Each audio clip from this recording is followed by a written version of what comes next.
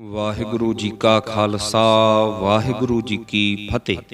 ਅੱਜ ਆਪਾਂ ਗੱਲ ਕਰਾਂਗੇ ਵੀ ਗੁਰੂ ਘਰ ਦੇ ਵਿੱਚ ਜਦੋਂ ਆਪਾਂ ਸੇਵਾ ਕਰਦੇ ਆਂ, ਸੇਵਾ ਕਰਦੇ ਕਰਦੇ ਕਿਹੜੀਆਂ ਗੱਲਾਂ ਦਾ ਧਿਆਨ ਰੱਖਣਾ ਚਾਹੀਦਾ ਹੈ, ਅਸੀਂ ਕੀ ਗਲਤੀਆਂ ਕਰ ਜਾਂਦੇ ਹਾਂ, ਕਿਹੜੀ ਗਲਤੀ ਸੇਵਾ ਕਰਦੇ ਹੋਏ ਨਹੀਂ ਕਰਨੀ ਚਾਹੀਦੀ, ਉਸ ਬਾਰੇ ਆਪਾਂ ਵਿਚਾਰ ਕਰਾਂਗੇ। ਸੋ ਸਾਧ ਸੰਗਤ ਜੀ, ਧੰਨ ਗੁਰੂ ਰਾਮਦਾਸ ਦੀ ਸਮੁੱਚੀ ਹੀ ਟੀਮ ਵੱਲੋਂ ਆਪ ਜੀ ਦਾ ਬਹੁਤ ਬਹੁਤ ਧੰਨਵਾਦ, ਸ਼ੁਕਰੀਆ।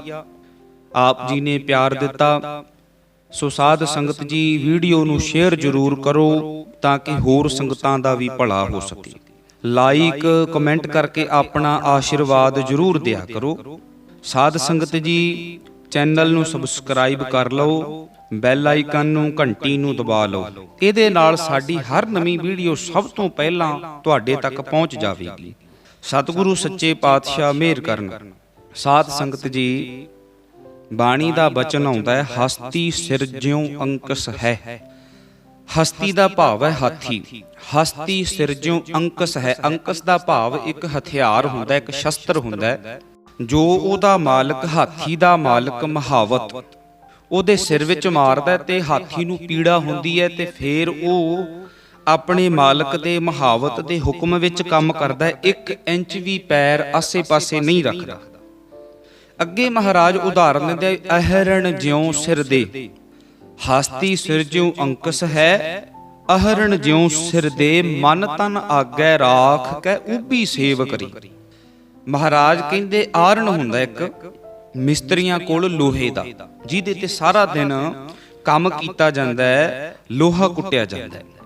ਕਹਿੰਦੇ ਜਿਵੇਂ ਉਹ ਆਰਣ ਸਾਰਾ ਦਿਨ ਆਪਣੇ ਸਿਰ ਵਿੱਚ ਸੱਟਾਂ ਸਹਿੰਦਾ ਹੈ ਤੇ ਮਾਲਕ ਦੀ ਸੇਵਾ ਕਰਦਾ ਹੈ, ਜਿਸ ਤਰ੍ਹਾਂ ਹਾਥੀ ਮਾਲਕ ਦੇ ਹੁਕਮ ਵਿੱਚ ਅੰਕਸ ਸਹਿੰਦਾ ਹੋਇਆ ਉਸ ਦੇ ਹੁਕਮ ਵਿੱਚ ਚੱਲਦਾ ਹੈ, ਕਹਿੰਦੇ ਉਸ ਤਰ੍ਹਾਂ ਮਨ ਤਨ ਆਗੇ ਰਾਖ ਕੇ ਉਭੀ ਸੇਵ ਕਰੇ। ਮਨ ਤੇ ਤਨ ਨੂੰ ਅੱਗੇ ਰੱਖ ਕੇ ਸੇਵਾ ਕਰ।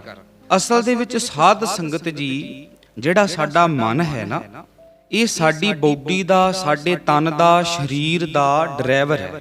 ਜਿਵੇਂ ਇੱਕ ਕਾਰ ਹੈ ਤੇ ਇੱਕ ਉਹਦਾ ਡਰਾਈਵਰ ਹੈ। ਜਿਵੇਂ ਉਹਦਾ ਡਰਾਈਵਰ ਜਿੱਧਰ ਨੂੰ ਸਟੀਅਰਿੰਗ ਮੋੜਦਾ ਹੈ, ਉਧਰ ਨੂੰ ਕਾਰ ਮੁੜ ਜਾਂਦੀ ਹੈ, ਬ੍ਰੇਕ ਮਾਰਦਾ, ਰੁਕ ਜਾਂਦੀ ਹੈ, ਰੇਸ ਦਿੰਦਾ, ਚੱਲ ਪੈਂਦੀ ਹੈ।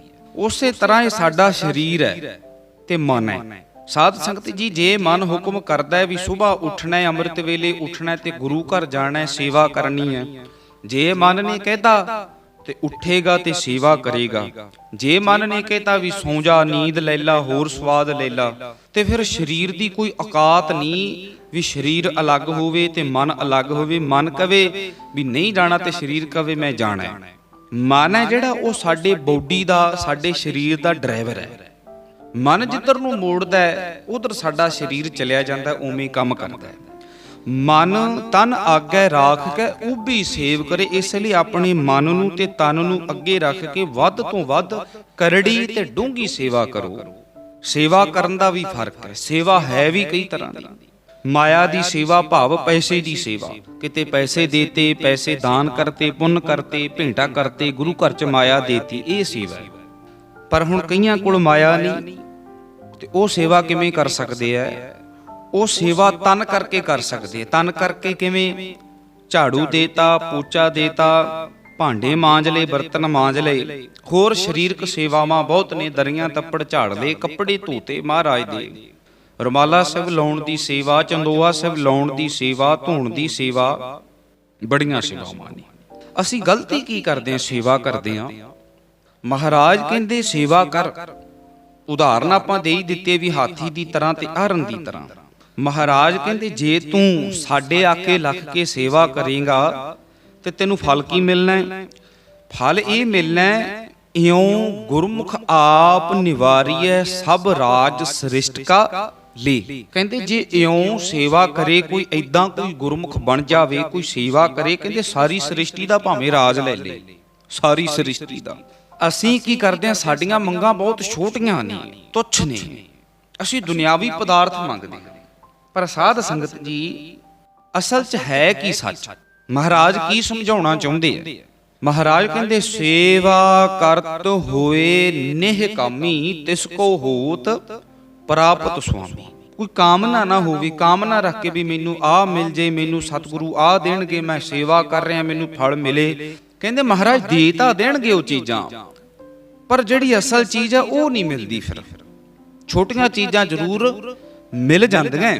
ਸੇਵਾ ਕਰਤ ਹੋਏ ਨਿਹਕਾਮੀ ਤਿਸ ਕੋ ਹੋਤ ਪ੍ਰਾਪਤ ਸੁਆਮੀ। ਕਹਿੰਦੇ ਜੇ ਕੋਈ ਨਿਹਕਾਮਤਾ ਨਾਲ ਨਿਸਵਾਰਥ ਹੋ ਕੇ ਸੇਵਾ ਕਰੇ, ਉਹਨੂੰ ਉਸ ਪਰਮਾਤਮਾ ਦੀ ਸੁਆਮੀ ਦੀ ਪ੍ਰਾਪਤੀ ਹੋ ਜਾਂਦੀ ਹੈ। ਜੇ ਸਾਨੂੰ ਰੱਬ ਮਿਲ ਜੇ, ਪਰਮਾਤਮਾ ਹੀ ਮਿਲ ਜੇ ਆਪ, ਤੇ ਸਾਨੂੰ ਹੋਰ ਕੀ ਚਾਹੀਦਾ।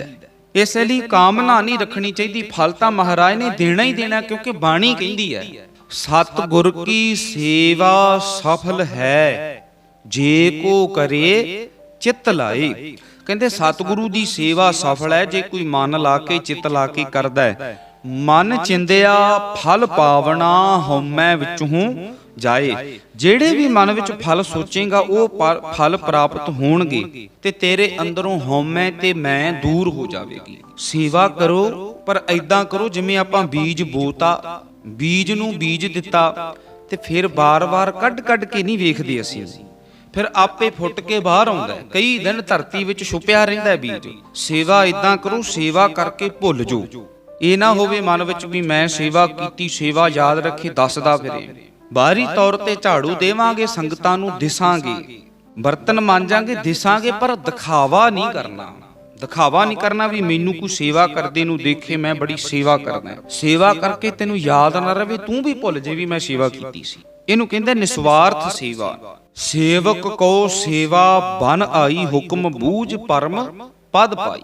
ਜੇ ਕੋਈ ਸੇਵਾ ਕਰੇ, ਉਸ ਮਾਲਕ ਦਾ ਹੁਕਮ ਬੁੱਝ ਲਵੇ। ਹੁਣ ਕਈ ਵਾਰ ਕੀ ਹੁੰਦਾ, ਸਾਡਾ ਸੁਭਾਅ ਕਿਹੜੀ ਗਲਤੀ ਕਰਦੇ ਅਸੀਂ। ਗੁਰੂ ਘਰ ਆਏ, ਜੋੜੇ ਪਏ ਆ, ਇੱਕ ਆਇਆ ਉਸਨੇ ਜੋੜਾ ਚੱਕਿਆ, ਉਸੇ ਜੋੜੇ ਨੂੰ ਝਾੜਿਆ ਰੱਖਤਾ। ਦੂਜਾ ਆਇਆ, ਉਸੇ ਜੋੜੇ ਨੂੰ ਫੇਰ ਚੱਕ ਲਿਆ, ਫੇਰ ਝਾੜਤਾ। ਕਈ ਵਾਰ ਇੱਕ ਜੋੜਾ, ਇੱਕੋ ਚੱਪਲ ਨੂੰ 40-40 ਵਾਰ, 100-100 ਵਾਰ ਤੱਕ ਇੱਕੋ ਜੋੜੇ ਨੂੰ 100-100 ਸੰਗਤ ਆ ਕੇ ਸਾਫ਼ ਕਰ ਦਿੰਦੀ ਹੈ, ਧੋ ਦਿੰਦੀ। ਇਹ ਸੇਵਾ 'ਚ ਨਹੀਂ ਆਉਂਦਾ, ਇਹ ਸੇਵਾ ਵਿੱਚ ਨਹੀਂ ਆਉਂਦਾ ਬਿਲਕੁਲ। ਇਹ ਸਾਡੀ ਬਹੁਤ ਵੱਡੀ ਗਲਤੀ ਹੈ। ਇੱਕੋ ਜੋੜੇ ਨੂੰ ਵਾਰੀ-ਵਾਰੀ, ਇੱਕ ਆਇਆ ਉਹਨੇ ਸਾਫ਼ ਕੀਤਾ ਰੱਖਤਾ, ਫਿਰ ਕੋਈ 2 ਮਿੰਟਾਂ ਬਾਅਦ ਆਇਆ, ਉਹਨੇ ਉਸੇ ਚੱਪਲ ਨੂੰ ਚੱਕਿਆ ਸਾਫ਼ ਕਰਤਾ, ਉਸੇ ਬੂਟ ਨੂੰ ਚੱਕਿਆ ਸਾਫ਼ ਕਰਤਾ। ਨਹੀਂ, ਸੇਵਾ ਗਿਆਨ ਨਾਲ ਕਰਨੀ ਹੈ, ਸੋਝੀ ਨਾਲ ਕਰਨੀ ਹੈ ਸੇਵਾ, ਮੂਰਖਤਾਈ ਨਹੀਂ ਕਰਨੀ ਭਾਈ। ਸੇਵਾ ਗੁਰੂ ਘਰ ਦੇ ਗ੍ਰੰਥੀ ਸੰਘ ਨੂੰ ਪੁੱਛ ਲਵੋ, ਗੁਰੂ ਘਰ ਦੇ ਪ੍ਰਧਾਨ ਨੂੰ, ਜ਼ਿੰਮੇਵਾਰਾਂ ਨੂੰ, ਪ੍ਰਬੰਧਕ ਕਮੇਟੀ ਨੂੰ ਪੁੱਛੋ ਕੀ ਸੇਵਾ ਦੀ ਲੋੜ ਹੈ, ਪੁੱਛ ਕੇ ਕਰੋ ਕੀ ਲੋੜ ਹੈ। ਜਿੱਥੇ ਲੋੜ ਹੈ ਉੱਥੇ ਸੇਵਾ ਕਰੀਏ। ਇੱਕ ਥਾਂ ਤੇ ਤਾਂ ਝਾੜੂ, ਕੋਈ ਆਇਆ, ਕੋਈ ਮਾਈ ਆਈ, ਝਾੜੂ ਚੱਕਿਆ, ਝਾੜੂ ਦੇਤਾ। 10 ਮਿੰਟਾਂ ਬਾਅਦ ਕੋਈ ਹੋਰ ਆਇਆ, ਗੁਰਮੁਖ ਪਿਆਰਾ, ਉਹਨੇ ਉਸੇ ਥਾਂ ਤੇ ਫੇਰ ਝਾੜੂ ਦੇਤਾ। ਕਿਸੇ ਨੇ ਉਸੇ ਥਾਂ ਤੇ ਫੇਰ ਪੋਚਾ ਲਾਤਾ, ਕਿਸੇ ਨੇ ਬਾਲਟੀ ਚੱਕੀ, ਫੇਰ ਫਰਸ਼ ਧੋਤੀ। ਇੱਕੋ ਫਰਸ਼ ਨੂੰ 10-20 ਵਾਰੀ ਧੋਤਾ, 10 ਵਾਰੀ ਝਾੜੂ ਵੱਜ ਗਿਆ। ਤੇ ਇੱਕ ਥਾਂ ਉਹ ਵੀ ਪਈ ਹੈ ਵੀ ਜਿੱਥੇ ਕਿਸੇ ਨੇ ਝਾੜੂ ਦਿੱਤਾ ਹੀ ਨਹੀਂ। ਲੋੜ ਹੈ, ਜਿੱਥੇ ਸੇਵਾ ਦੀ ਲੋੜ ਹੈ ਉੱਥੇ ਸੇਵਾ ਕਰੀਏ। ਜਿੱਥੇ ਸੇਵਾ ਹੋ ਚੁੱਕੀ ਹੈ ਦੁਬਾਰੇ ਨਹੀਂ ਕਰਨ ਦੀ ਲੋੜ, ਉਹ ਤਾਂ ਫਾਇਦਾ ਹੀ ਕੋਈ ਨਹੀਂ। ਰੱਜਿਆਂ ਨੂੰ ਰਜਾਉਣ ਦਾ ਕੋਈ ਫਾਇਦਾ ਨਹੀਂ ਨਾ। ਜਿਵੇਂ ਭੁੱਖੇ ਨੂੰ ਰੋਟੀ ਖਵਾਈ ਜਾਵੇ ਤਾਂ ਫਾਇਦਾ ਹੈ, ਰੱਜੇ ਨੂੰ ਰਜਾਉਣ ਦਾ ਕੀ ਫਾਇਦਾ। ਭੁੱਖੇ ਨੂੰ ਰੋਟੀ ਖਵਾਈ ਦਾ ਪੁੰਨ ਹੈ, ਰੱਜਿਆਂ ਨੂੰ ਨਹੀਂ। ਸੇਵਾ ਕਰਨੀ ਹੈ, ਗਿਆਨ ਨਾਲ ਕਰਨੀ ਹੈ, ਤੇ ਸੇਵਾ ਕਰਦੇ ਹੋਏ ਮਾਣ ਨਹੀਂ ਕਰਨਾ, ਹੰਕਾਰ ਨਹੀਂ ਕਰਨਾ। ਸੇਵਾ ਬੜੇ ਆਏ, ਬੜੇ ਲੋਕ ਆਏ ਇੱਥੇ ਸੇਵਾਦਾਰ, ਅਸੀਂ ਤਾਂ ਕੁਝ ਵੀ ਨਹੀਂ। ਸੋ ਸਾਧ ਸੰਗਤ ਜੀ, ਇਹਨਾਂ ਗੱਲਾਂ ਦਾ ਧਿਆਨ ਰੱਖਣਾ ਹੈ। ਇੰਨੀ ਕੁ ਬੇਨਤੀ ਪ੍ਰਵਾਨ ਕਰਿਓ। ਸਤਿਗੁਰੂ ਸੱਚੇ ਪਾਤਸ਼ਾਹ ਮਿਹਰ ਕਰਨ, ਨਿਮਾਣੀ ਜੀ ਕੋਸ਼ਿਸ਼ ਸਾਡੀ ਪ੍ਰਵਾਨ ਕਰਿਓ। ਸਾਧ ਸੰਗਤ ਜੀ ਕਮੈਂਟ ਵਿੱਚ ਜਾ ਕੇ ਵਾਹਿਗੁਰੂ ਲਿਖਣਾ ਨਾ ਭੁੱਲਣਾ। ਬੁਲਾਓ ਫਤਿਹ ਆਖੋ ਜੀ। ਵਾਹਿਗੁਰੂ ਜੀ ਕਾ ਖਾਲਸਾ, ਵਾਹਿਗੁਰੂ ਜੀ ਕੀ ਫਤਿਹ।